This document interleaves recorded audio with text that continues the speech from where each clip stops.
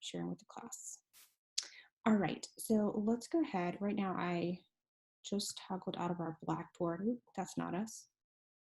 And right now I'm in the assignments tab and in your final exam prep plus link to final folder. So you may have had a chance to look at some of these already for everyone who's watching later too. This morning I added the key and then also the link to the final.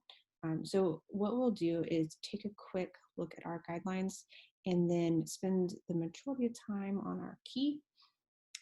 Keep in mind your final is a one shot. So once you open it up, that starts the timer. So don't click on it. I think it'll potentially give you a warning about that before you get started, and tell you number of questions, fun, and then ask if you want to get started.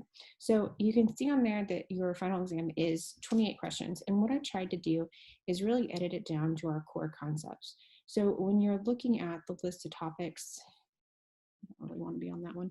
When you're looking at the list of topics and frequently asked questions in your guidelines, we want to really think about what's the most important. And I tried to take off things that definitely aren't going to be on there or are less important. So let's just quickly go over these guidelines and frequently asked questions, and then we'll take a look at our review questions and that key.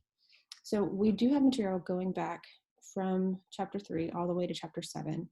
In chapter 3, we started with limits and then progressed to derivatives, applications of derivatives just a little bit there with tangent lines. Then we spent chapter 4 developing our rules for derivatives and more applications. And then in chapter 5, we looked at shapes of graphs, things like increasing, decreasing, the second derivative, and concavity. We also tackled some applications with optimization related rates. In chapter 6, we did, part of that was optimization and related rates was in chapter 6. And then in chapter 7, we got into our integrals. So the good news is it really is going to feel very integrated. The parts that I am most concerned about you guys reviewing potentially, or at least what I found students struggle with, is the rules for derivatives, like finding those derivatives. Particularly once we practice our antiderivatives, we want to make sure we kind of have those not mixed up in our mind when we're switching back and forth, since we've primarily been doing antiderivatives. So just like your past 2 online tests, you are going to have one attempt, I should not make that plural, and then 3 hours. I have it targeted, at least my math lab tells me, based on other students completing this, like in a bunch of universities and schools, that it should take about an hour, meaning I'm not trying to make it really longer or to fill that 3-hour time span. I would say it's definitely longer than a single test, and at least the single 2 that you've just had, but it's probably under double. So resources, instead of open note, open book, I want to encourage you guys to try to get everything in one place so you're not running out of time. In other words, the use of a sheet of paper, this number 4, is really more so that you guys can organize your thoughts, get all those formulas in one place, and then take that final. Desmos, of course, is allowed. And then I will link up, and I realize I didn't put that in that folder yet, but I will put the implicit differentiation Desmos activity that you use on the chapter 6 test back available so that you can use it on the final. And then I mentioned this before we got started, I think before the recording, but as those final exams roll in, I'm going to look at them, particularly since they are worth so much of your course grade. I will look at them individually for partial credit. In addition to, I recommend you look at them as well and see if there's anything you notice that you think didn't score correctly, or maybe you forgot part of the solution or decimal issues. So let's go ahead, and any questions on those guidelines before we switch over to the review? So since it's going to be through my math lab, is it mostly going to be like multiple choice or some like fill in the blank and stuff like that? Good question. There are some multiple choice, but it's more kind of fill in the blank style. Like, for example, find the derivative of this function. It gives you the function and you've got to type it in, or find the antiderivative. There are a few of them where they are, like for the interpretations, more multiple choice or kind of fill in the blank with drop downs. So it's going to be more similar to the last test we had. Yes, I know with chapter 6, some of the complaints with the one that was entirely multiple choice is not getting as much partial credit. So I did try to make it more fill in the blank style to reflect the the total 5 tests we've taken this semester.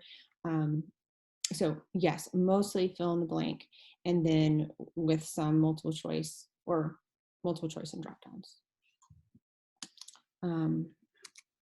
So as far as taking a look at list of topics, let's just look at this quickly and then we'll look at the review key. I tried to, in the review, go sequentially so that you could look back and find these pretty easily. We are definitely going to have limits, and then I don't think I put any tables on your review or on the final, so you can think mainly graph and algebraically.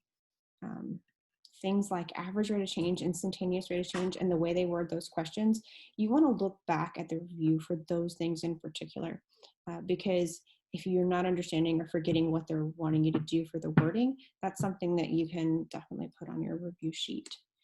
We had a little bit with secant lines and tangent lines. The good news with tangent lines is we saw that multiple places. So more recently, we saw tangent lines with implicit functions, as well as kind of for this bullet point, tangent lines for really any function, not necessarily implicit.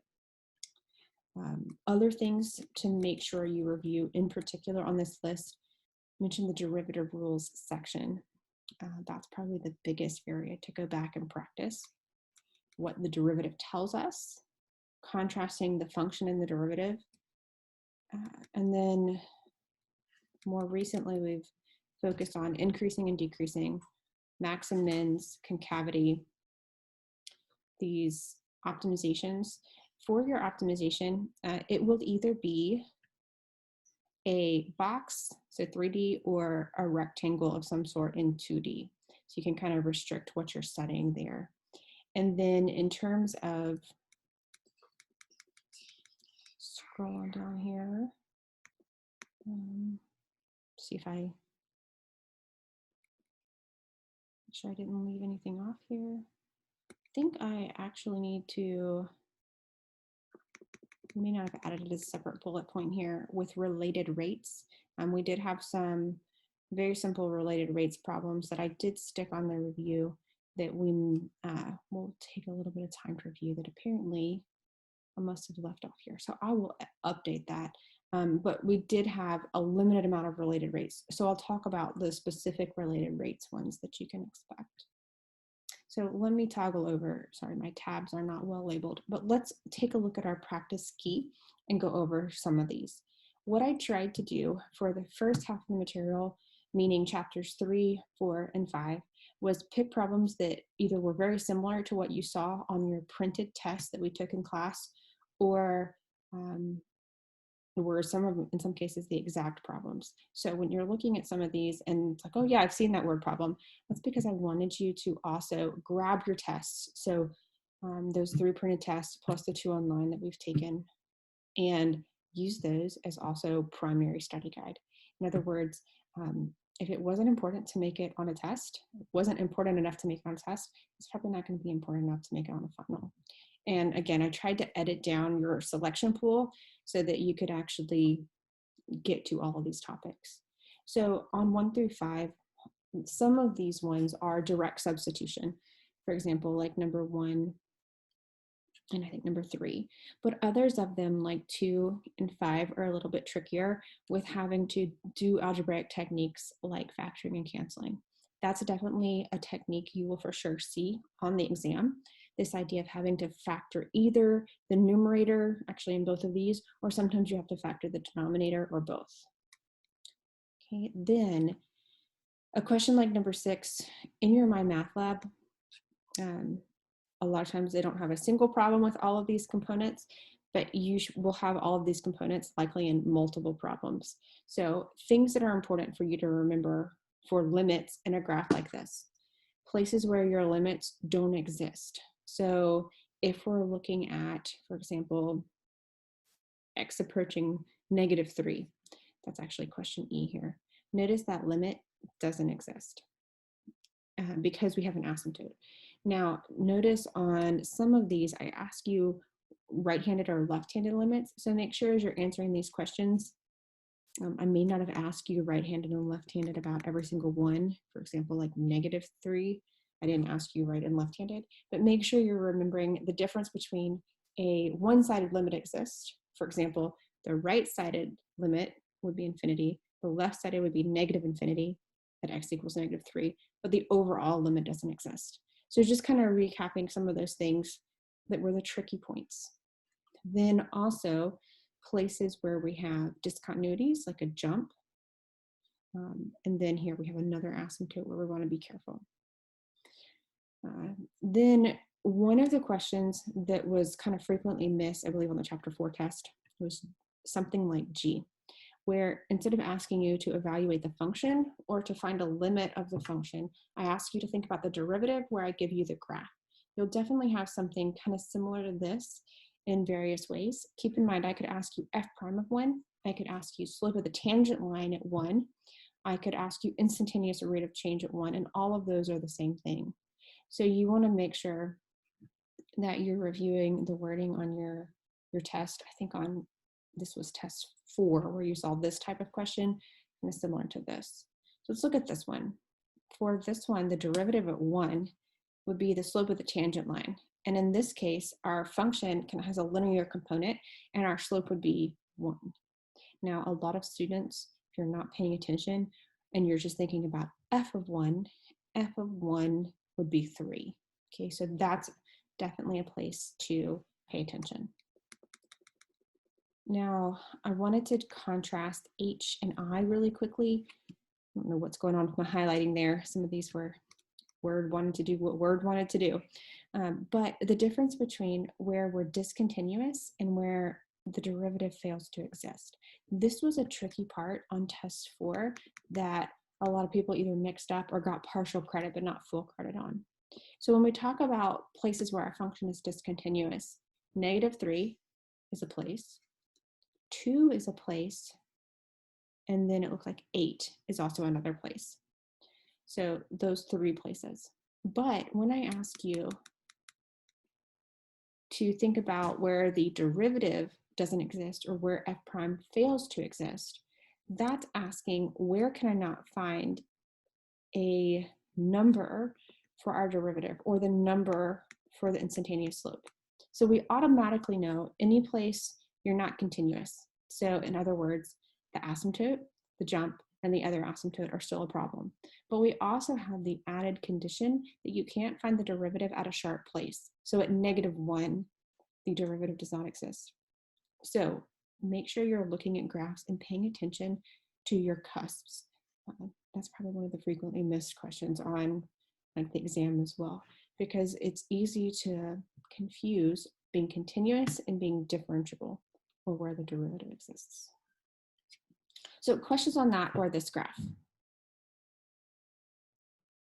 Now keep in mind on my math lab final, they're probably going to be on different graphs because the way the sections are split up, I can't select one graph and then incorporate multiple chapters. So I've got some limitations there. Okay, so for G, exactly how would you go back and find the answer for that one? Sure. So for G, the derivative at 1, we are looking at the slope of the tangent line. So we want to picture what the tangent line looks like. And in this case, since we have just a straight line piece already, the instantaneous rate of change or the tangent line is going to match the function. So in this case, we're just counting the slope that we see right there. Okay. But let's take a look at another place. Let's say I ask you to do the same thing at -4. So if you go to -4, the function value is 0, but that's not the derivative at -4. The derivative is going to be negative because if we imagine that tangent line, I think my picture with Zoom is making everything backwards and probably looking all weird, but your tangent line is going to have a negative slope. Hopefully you can kind of see that cursor moving. And I might guess about -1. I would give you some leeway when it's really hard to necessarily determine that slope. Whereas like the slope at 5, the derivative at 5 would be a positive value, we can imagine a positive slope, and it's going to be less than 1. It's not going to be as steep as, for example, the derivative at x equals 1. Does that help? Yeah, that works. Okay, and you can also have, I didn't have anything in this picture where you had like a top of a parabola where you had the derivative clearly being 0, but that's another kind of special case. Like if we had rounded out this point, the derivative would have been 0 rather than doesn't exist. All right, so I think that was all of our graphical derivatives. The next set of questions took a function, and I believe, again, this is either the question that you had on that first test for chapter 3 or very, very similar. It took a function and you had to find both the average rate of change and the instantaneous rate of change. And I wanted to return to this one because when you have the question on the exam, you can use any of your tools. When we were in chapter 3, instantaneous rate of change, we did with a limit to start. And then once we knew how to take derivatives, we took a derivative. So be careful. Don't spend your time doing limits or things by hand when we now know a faster way. So for average rate of change, when you hear average rate of change, you're using 2 points. When you hear instantaneous, 1 point, meaning if you only have 1 point, you can't find the slope, but what they're asking you to do is find the derivative. The derivative is our instantaneous rate of change or instantaneous slope. So in this particular case, I could follow up and ask you to think about a tangent line. I actually made that a different question in part 8 so that you got a fresh chance to take a derivative and find a tangent line. But remember that your average rate of change can give you a secant line. In other words, if you wanted a secant line between 2 points, you could use the slope and one of the points to find the line. Whereas if you have a tangent line, you have the slope and you only have 1 point.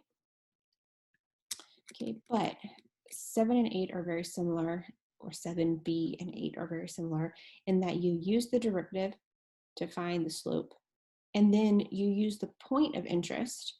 In this case, we had to plug in x equals 2 to get -2 and use that 2, -2 as our point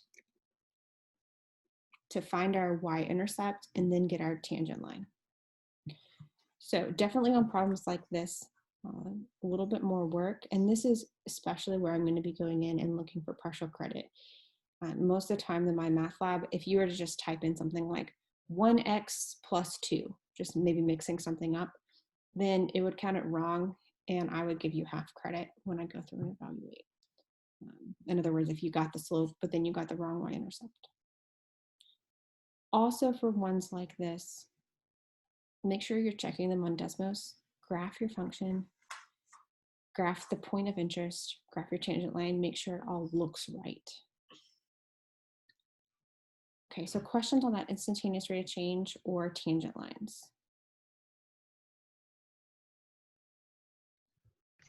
I'm pretty sure I missed this back when we took the test on this, like one of these problems, and I didn't complete it. So just like you said, to make sure to complete the function, right? Yes, and so that is kind of where, you know, I also would recommend, like, if you have work that you're doing on the test, like a scratch paper, save it. I'm not having anyone kind of upload scratch paper or anything like that, but that way if I say, hey, what did you do here?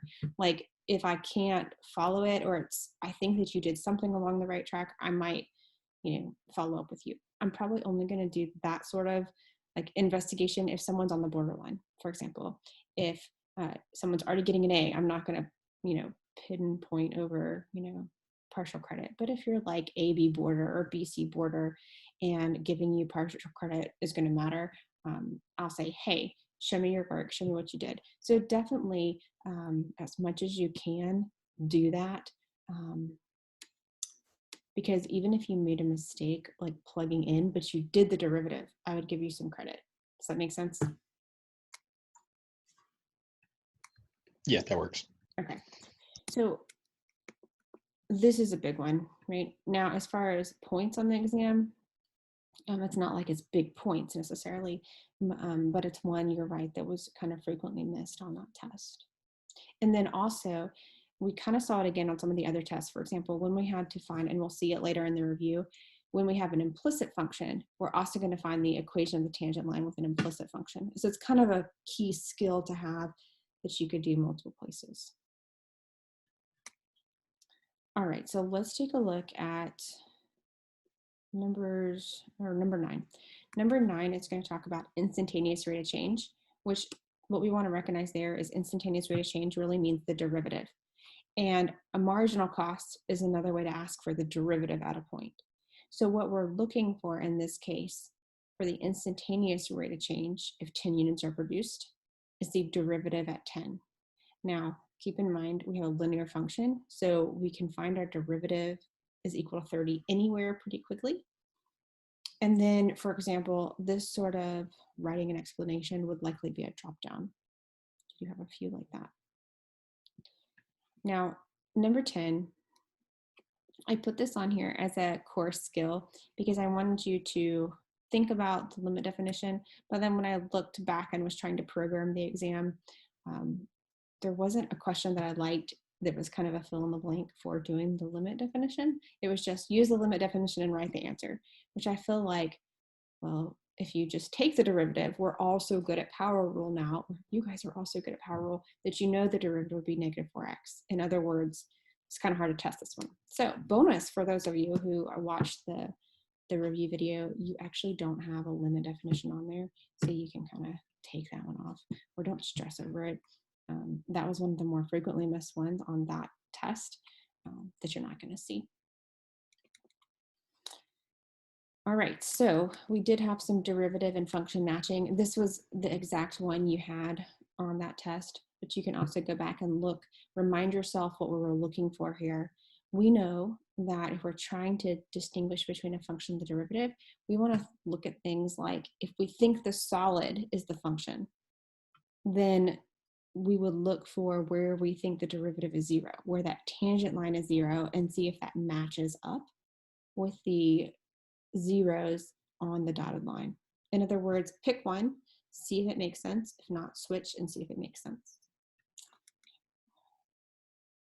Now, number 12, this is what I was mentioning on our list of topics, was something I expect to be a more place where you want to spend some time studying.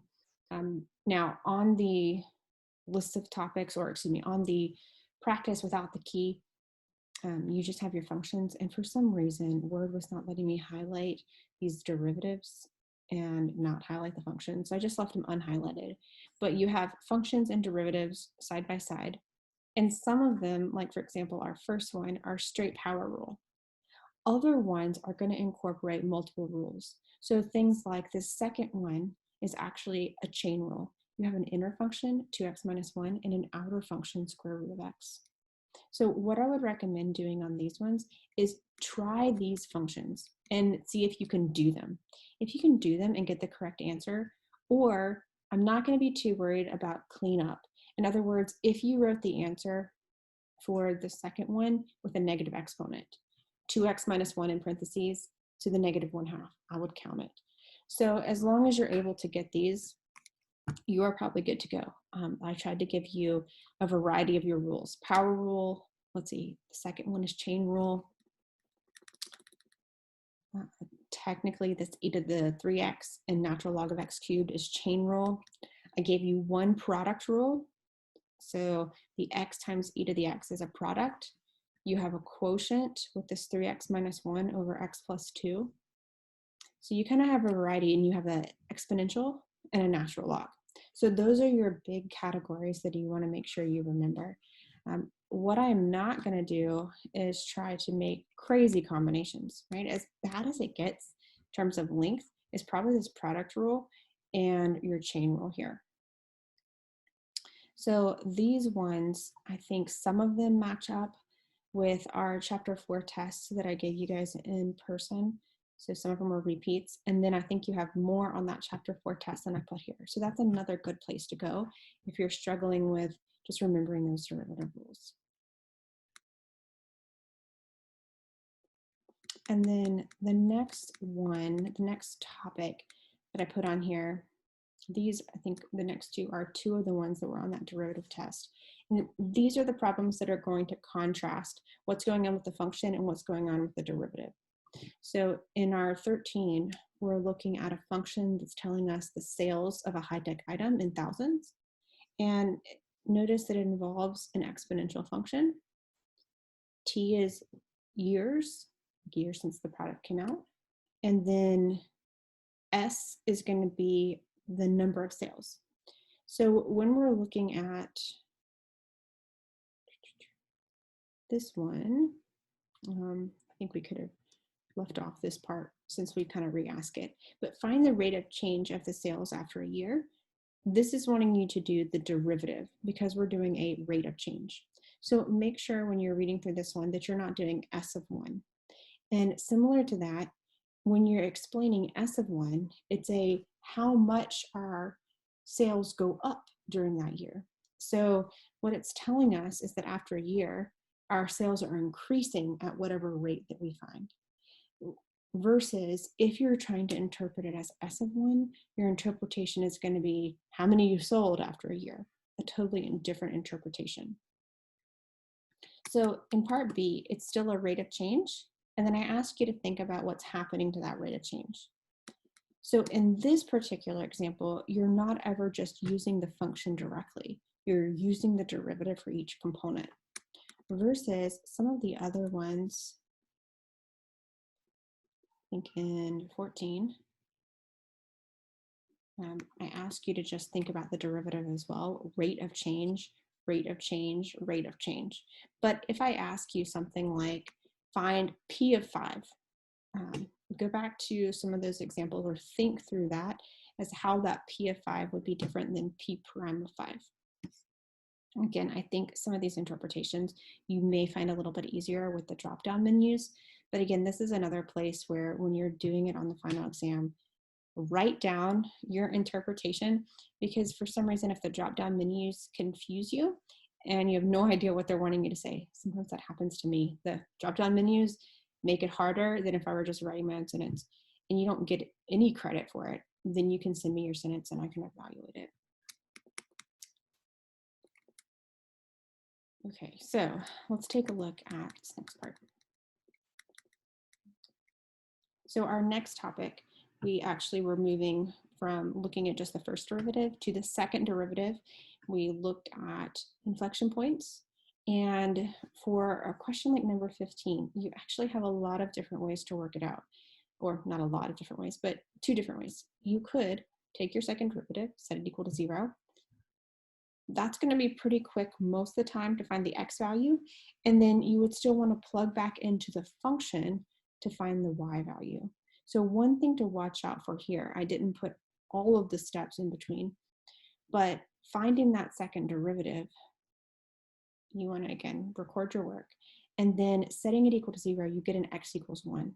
But to find this 31 over 3, or 10 and a third, you actually need to plug back into your original f function, not your second derivative. So that's one place to watch out for to make sure that you're getting, first of all, a coordinate, an x and a y, and to make sure that you're plugging into the correct formula, the original, to find that y. Then another way to do it is to look at your graph in Desmos. If you can identify the inflection point graphically, try checking it algebraically, but that's acceptable since Desmos is allowed. So let's go ahead and talk about implicit differentiation. So implicit differentiation means we have to differentiate both sides and then solve for dy dx. I didn't fill the work in on this one, but the tip that I will give you is use the product rule. When you see this one requires product rule, and that is the component most students miss. So if you have a product or quotient, take extra care. It turns out that 16 and 17 are very similar. 17, you have another implicit function, this time a circle. And in order to find the equation of the tangent line, you need the instantaneous slope, meaning you need the derivative, the dy dx, and then you need to plug your point in. In this case, however, finding the dy dx means you do implicit differentiation, but there's no products. So the finding dy dx in this case is actually a lot easier. Definitely know your circles, but then be able to do something that involves product. We really didn't see a lot of quotient, so mostly product with implicit differentiation. So questions on those types? I think it was question 15. Could you go back up to that real quick? Sure. Okay, there. So you said to find the derivative of that, and that's what gives you your inflection point. Your right? second derivative and setting that second. Oh, your second derivative. Okay. And then you take that number and plug it back into the original. Yes. So you would take the x value that you found, set in the second derivative equals 0, and then plug into the original. Okay. Hey, Harrison, I will help you with that after, okay? Sorry, my little one is asking a question. I'll help you with that. Okay? Or you can go find Chris. Yeah. He's playing a game. So school at home. Okay, did that help? So once you find the 1 from the second derivative, take 1 and plug it into your function.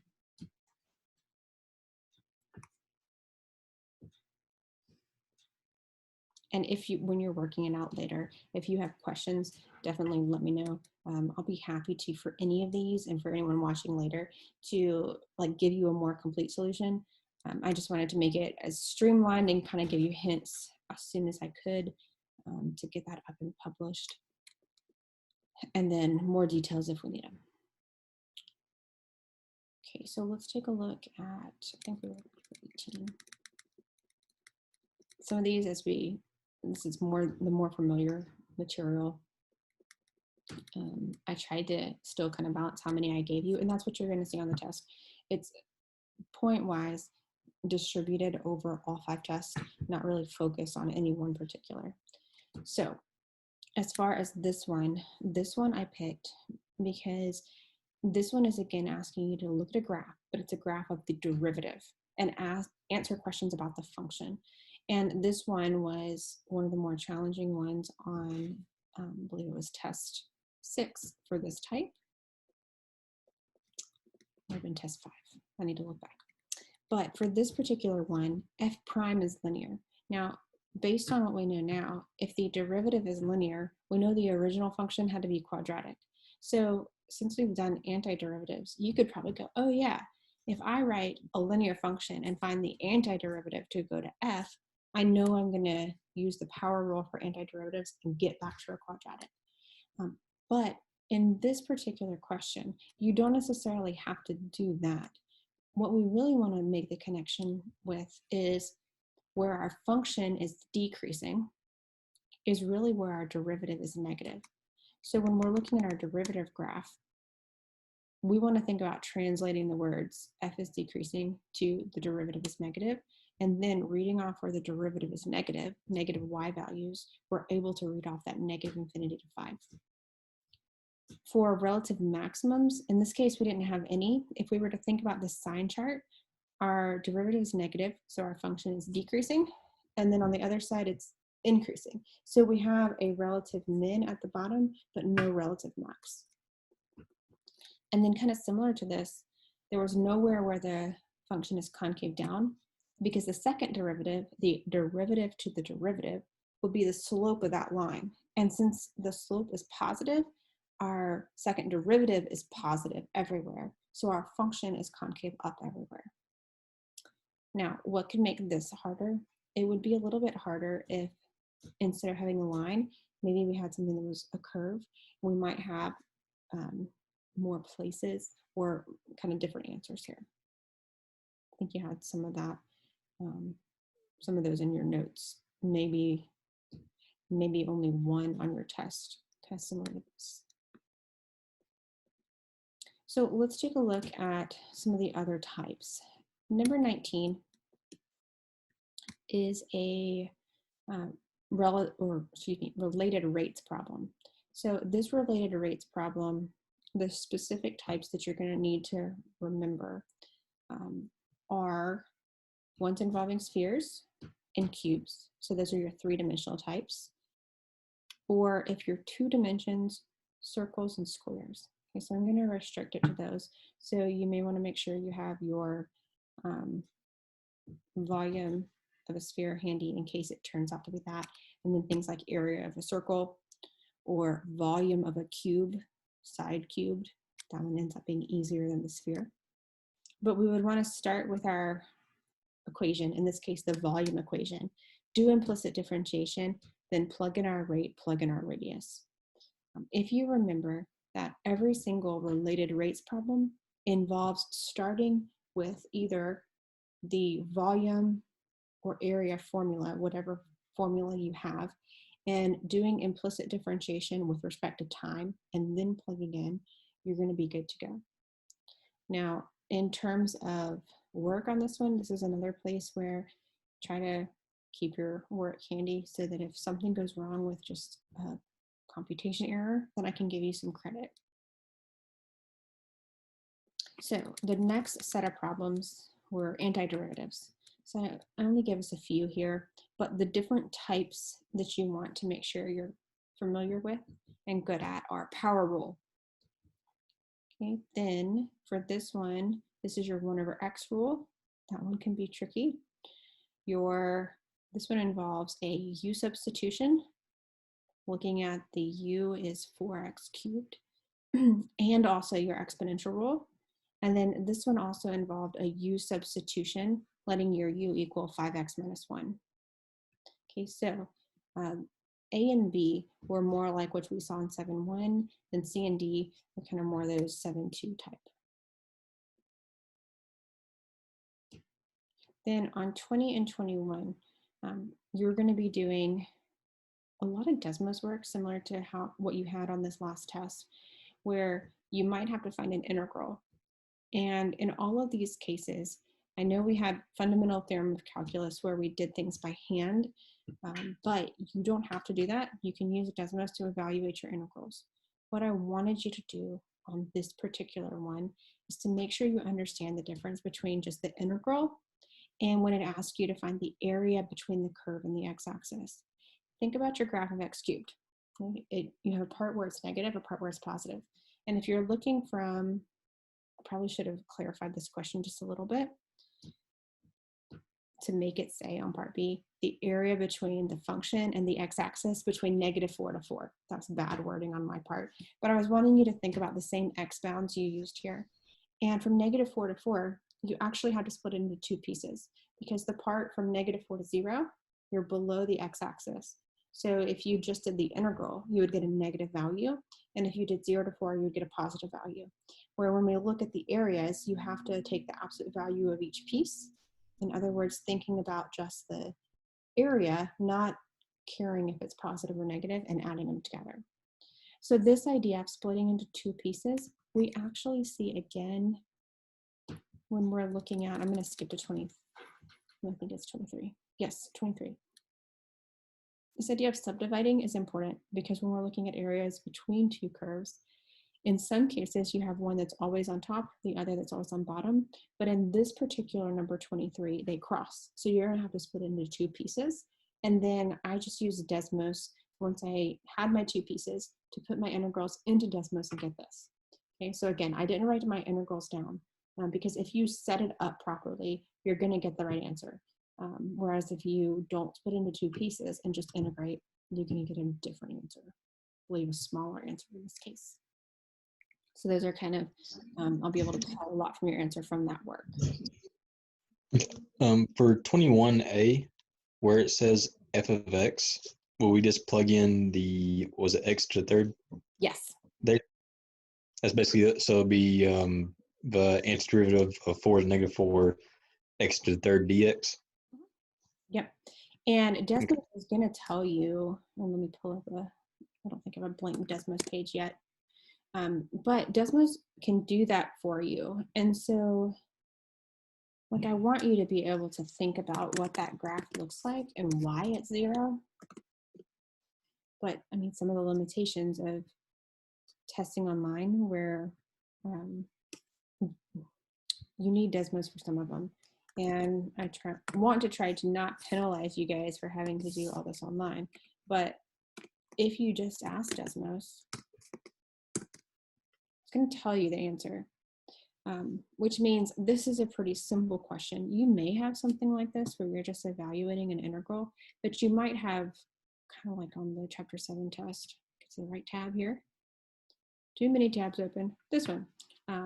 When you're looking at B, the area between f of x and the x-axis, if you just type this, which isn't the correct thing to type, the integral from -4 to 4, it's telling you that 0. So here, understanding the symmetry here, and that A and B are different questions, on B, you would have to integrate from -4 to 0.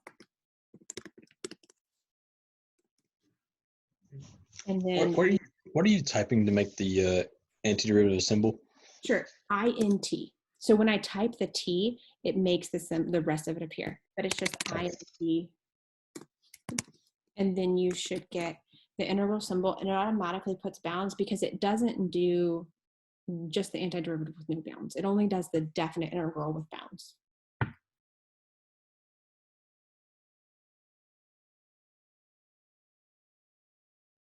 So kind of what I would do for some of these, I graph them first, and then I make sure I understand, oh yeah, I am going to get a negative answer for this piece. And that means when I look at my second piece, I would expect a positive answer from 0 to 4. But because of the symmetry of this, we should be getting 64. So when I add the absolute value of each piece, 64 and 64 gives me 128 here.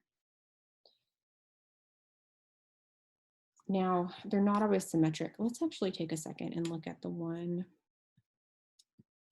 We looked at this one. Let's take a look just for clarity on 23 so that you guys can kind of see some potential pitfalls on this one. Let's change our f to square root and then g to x cubed.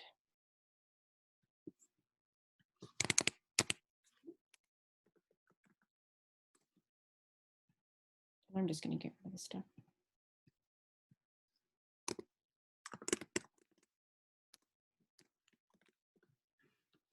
So when we're looking at this particular one, our bounds were from 0 to 2.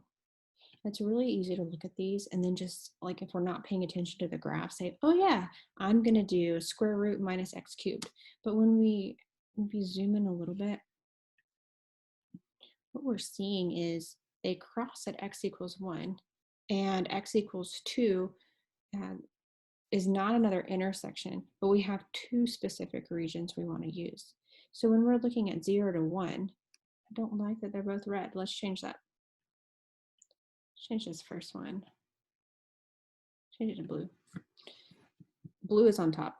So we're going to do top minus bottom. We're going to integrate f minus g from 0 to 1.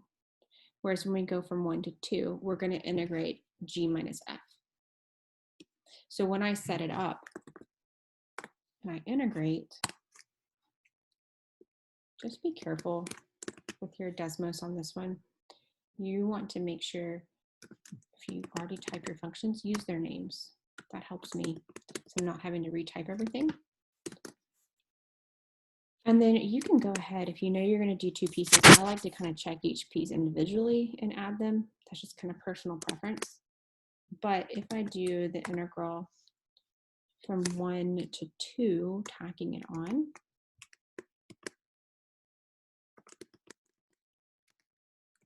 this time I'm going to do g minus f.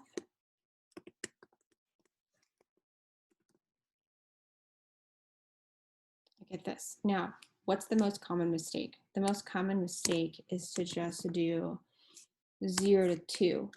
And then students maybe just doing f minus g. That's what I see. And notice if you do that, what's happening is once they switch, you're going to get a negative answer for the part where you had the wrong top and bottom. So when you look at the actual answer, notice it doesn't match up to the two-piece answer. Okay, so get rid of that so don't get confused if you're looking back later. But this can be tricky. All right, so let's take a look. We skipped over 22. 22 is an application problem where they gave you a rate of change, an E prime in this case, where E is standing for expenditure, and they ask you to find the total expenditure. You had a few applications like this, but anytime they ask you to find a total and they're giving you a derivative, you're actually integrating the derivative. So in this case, if you integrate the rate of change, you get your total. That's your net change theorem from 7.4. And in this case, once you understand the integral that you need to set up, definitely use Desmos. So if you integrate your rate of change, you're integrating 12x plus 3 with respect to x, and your bounds on your integral depend on your time. So in this case, x is representing days, and we're wanting to find total expenditure over 6 days. So we would integrate from 0 to 6. Oops.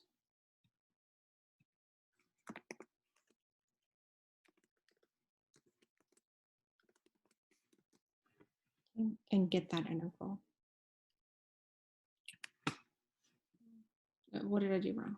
12x plus 3. Did I do the wrong thing here?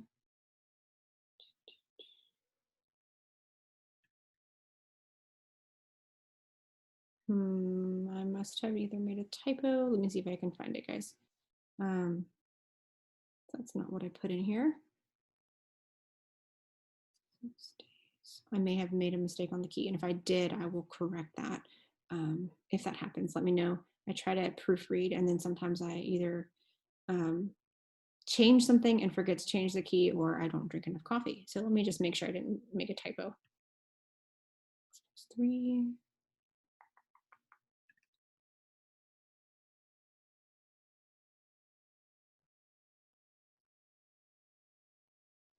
Okay, so this should have been 234. And so instead of 54, 234. Sorry about that, guys. I will correct that and then upload the right one. So if you're watching later, you should get that corrected. But that is going to give you, just integrating that rate of change is going to give you your total. Okay, then I think that was actually the end, almost. That's for that certain question being thousands, right? Yes. Or and yeah. Yeah, and if for some reason, like if you are messing the units up on the final, you'll definitely get most of the credit, because I dislike when I'm seeing questions like this. Thousands and millions make a lot of sense to me, but it's hard to think in hundreds of dollars. Like I know we say things like 5,400, right, in everyday life, but it's much harder to remember to convert those. Yeah, but instead of 54, it should have been that 234. So. All right, so let's go just quickly to this last one. I realized at the end of the exam, or the end of this, that I had not put an optimization in there. And so for this optimization problem, I just chose the 3-dimensional one. This is very similar to that Desmos activity that you guys had with building your own box. All I did was change the 11 by 14. So something very similar to this, where we also had the picture frame, and then I think in the test that you guys had, you had the dividers with the pen. So those would both be 2-dimensional, and this is really the only type of 3-dimensional. So make sure that you just go over those types, and you should be good to go with optimization.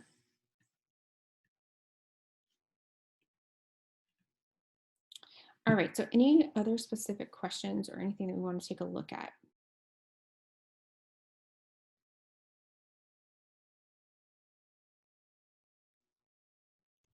Nope, I think I'm good. Okay, so just a couple final notes just to make sure everyone watching later gets all these same notes. It's open now, so anytime you feel like you're ready to take it, go for it. If you have questions, send me an email afterwards, Let me know what your questions are. And then what I will likely do for people who are waiting until like Saturday or Sunday, I'm going to have a whole bunch of exams from all of my classes rolling in probably Friday, Saturday, and Sunday. So I'm going to be a little slower on those ones. But for example, on some of my other classes that had finished and we reviewed last week, just with timing, I've had some started to roll in this week. So if you take it this week, chances are I'll email you individually. I'm trying to do that just so you guys know where you stand, since I don't get the chance to see you in person the one last time, and let you know the letter grade you're going to be receiving. Now, what I do when I calculate that final grade and when I tell you what that letter grade is, I go ahead and do your replacement. So remember, your final exam can replace your lowest test grade. It can only help you, it cannot hurt you. So if your final exam is lower, then every single one of your 5 grades, I will not do any replacement. If it is higher, I will replace your lowest test grade with your final exam. So I will do that. And the other thing to remind you guys of is make sure you do that course evaluation. If you have not, that will give you, if we get to 80%, and I can't see who did it. I think yesterday we were at 60% when I looked. So we have a few more people will probably bump us there. But if we get to 80% completion, I will put 5 bonus points on your My Math Lab homework, which doesn't bump you up a lot, but it bumps you up just a little bit. So take the time to do that. And then usually what happens is sometime during the summer, I get to see those, and I still never see, include this on the email, but I still never see who took it, and then I never see the names attached to it, unless you put something in there that, you know, is self-identifying. And then if you are behind on anything and you're trying to catch up, or you realize, oh, I forgot this assignment entirely, and you have a 0 somewhere, definitely talk to me, send me an email, trying to extend as much extra leeway as I can during this period, as I know this is not normal circumstances. So if you're wondering, oh no, is there anything I can do because I forgot like this Desmos activity or this homework, send me an email. I'm trying to handle those on an individual basis, but definitely reach out and ask. Otherwise, for Thursday, I am not planning to do anything like new content wise. So what I will likely do is just have Zoom up in the background for like pop-in. So if you have questions, you're welcome to stop in and ask a question, also via email. But I won't be doing kind of anything new unless there's a request. Like if someone has a specific request for one of these problems and I end up doing a video, I'll send it to everybody. If that happens, but otherwise I will just be available as needed, kind of like extra office hours during our class time. Could I have you find the dimensions real fast? Go back over how to do those. Sure. So for this 24. Yes. Okay. So anytime you're looking at a rectangle or rectangular piece of cardboard, in this case, you have to cut a square out of each corner. So don't get confused by the 2 different shapes. And if you cut a square out of each part, the part that you're cutting for the square is going to be your X. So that's the length and width on your square. So that turns out to be the height on our volume part. And then when you're looking at these, because you're cutting a square out of each end, it's changing your length and taking out an X and an X on each end. So you're always going to have this minus 2X and minus 2X, because when you do it on the height, you're also taking out an X and taking out an X. So when you're looking at this type, if you change the dimensions, you always keep the X, and then it's only your dimensions here and here that change. Then once you are ready to find the dimensions that maximize the volume and the maximum volume, I would expect you to use Desmos at that point. So let's just take a look at our graph, because sometimes that window can be a little tricky. Volume as a function of X.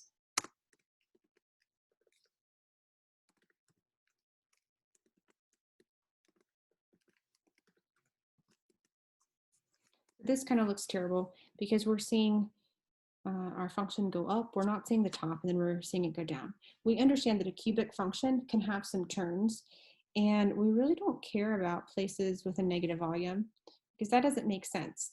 And part of this is due to our domain restrictions. If you cut too much of your box, you're going to cut your paper entirely up, and you're not going to have a box. So it turns out that as big as you can cut is only half of the smallest dimension. That's why we're seeing this 5.5. But if we just do a little bit of zooming out, right, this still makes it tricky to find because of how high our maximum is. So a better solution for some of these, just manually adjust your window. I'm going to go 0 to 6, just so we see a little bit of that going negative.